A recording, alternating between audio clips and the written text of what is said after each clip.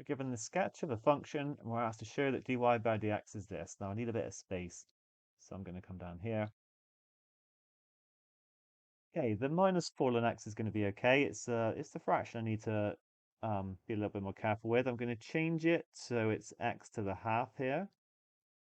And then we're going to apply the quotient rule to the fractions. I've got u and v. Du by dx, or u dash, is going to become 8x plus 1. And v dash is going to become a half times 2, x to the minus a half, or just x to the minus a half. Then for the fraction, dy by dx will be u dash v minus uv dash over v squared. The formula book gives it in terms of f and g, I believe. I personally always like to write it in terms of u and v, so I'm going to stick with that. Okay, so for us, that's just the quotient rule part. So for us, dy by dx overall is going to become u dash, so 8x plus 1 times v, which is our 2 root x. Then I'm going to be minusing u, 4x squared plus x, times by v dash, which is actually 1 over root x. I'm going to get it back in terms of root x, I think. Not least because they've got like that in the answer. Then I'm dividing by v squared, which will become 4x.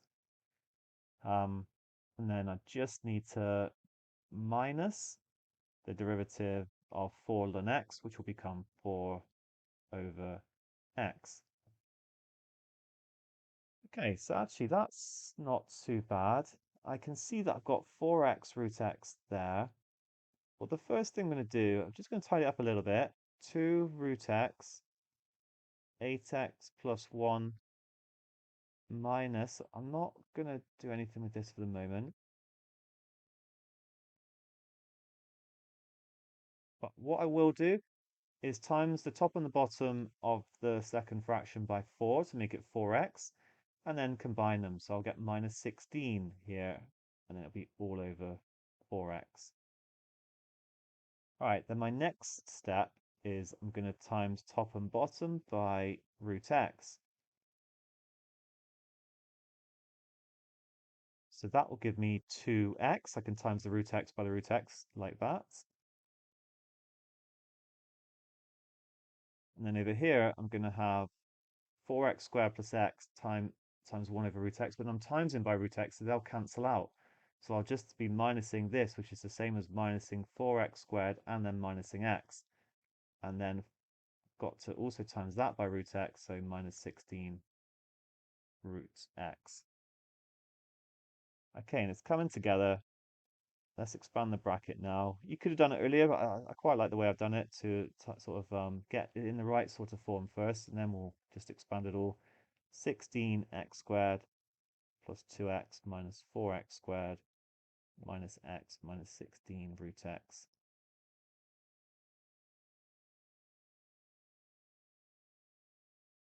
Right, we're one step away. The 16x squared and the minus 4x squared become 12x squared.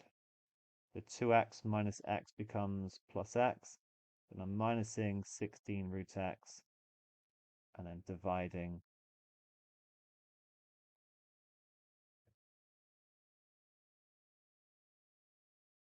to give me my answer.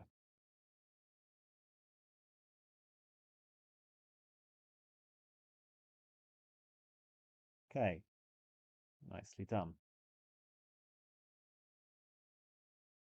Next up in part B, we're told that P is the minimum point, and we're asked to show the x-coordinate of P is the solution to this equation. Okay.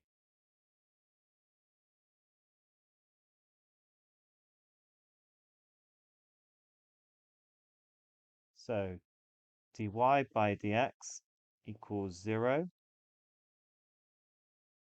for P, the minimum. And what that means is I can, well, actually, I'll do it in steps. So 12x squared plus x minus 16 root x over 4x root x is equal to 0. There's a couple ways you can think about it now. If I've got a fraction and it's equal to 0, it must be at the top itself is equal to 0. Or alternatively, you can times top on both sides, I should say, by 4x root x, and it will just cancel. And when you do 0 times 4x root x, you do not get you don't get 1 or anything like that, you just get 0. So you just get 12x squared plus x minus 16 root x equals 0. So we've got to rearrange, so we're not going to solve that. We've got, it's not a quadratic because you've got a root x in there as well. Okay, that complicates things. But we want to somehow make x, well, not make x the subject, but get it in terms of x with some x's on the right-hand side as well in this very particular form. So I'm going to just rewrite it as x to the half. Now the thing that really gives this bit away, and actually sorry, I'm not going to write it as x to the half. Let's leave it like that for the moment. Um, I've got a 2 over 3 here. What that means is that I could actually kind of rewrite it so it's 3 over 2 on the left.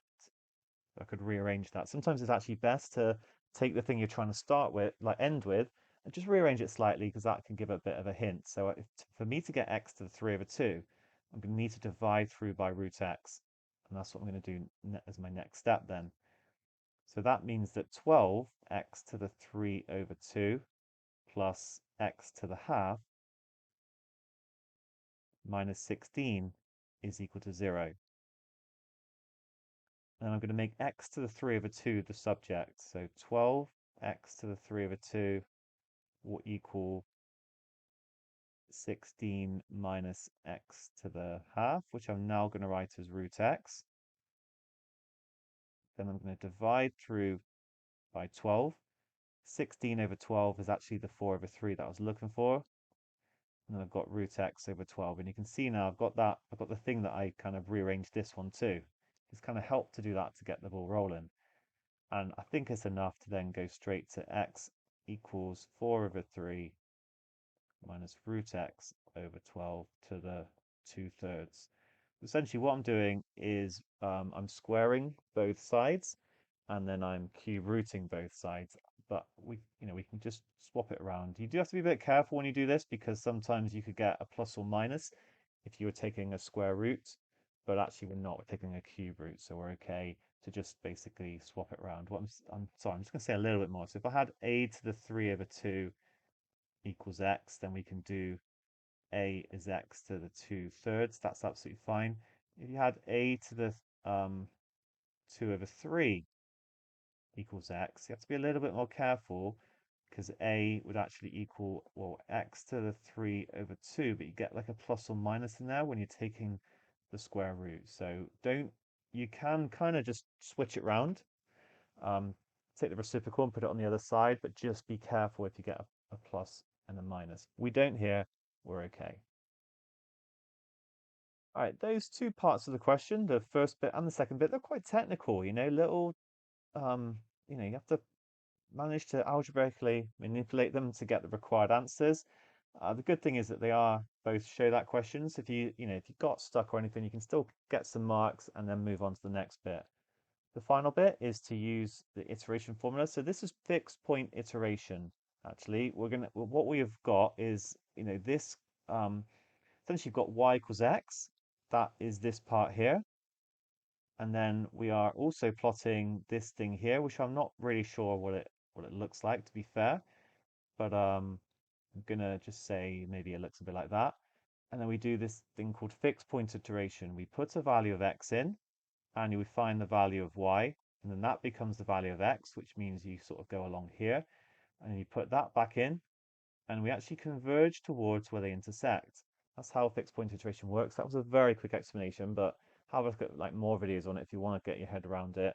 I would strongly recommend it, and sometimes there are questions that ask you to draw a staircase and explain what's happening and why something converges and why something doesn't, because it's not guaranteed to converge always. It all depends how it kind of works out, whether it's like a curve like this or one like that, where actually you end up kind of going off to infinity sometimes. But in any case, the process of then substituting it in is not too bad. It's just we have our starting attempt, x equals 2, and we put that into our calculator. So I'll just write 2 equals and store it as the answer button. And then what I'm going to do is answer is basically this xn. So it's going to just type it in exactly like it is. 4 over 3 minus, and then it's going to be the square root of the answer. So at the moment it's 2.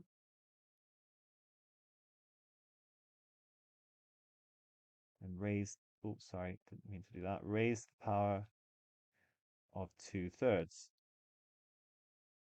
So when I substituted in my value of 2, I'm going to get my next value of x. So it will actually be x2, 1.13893.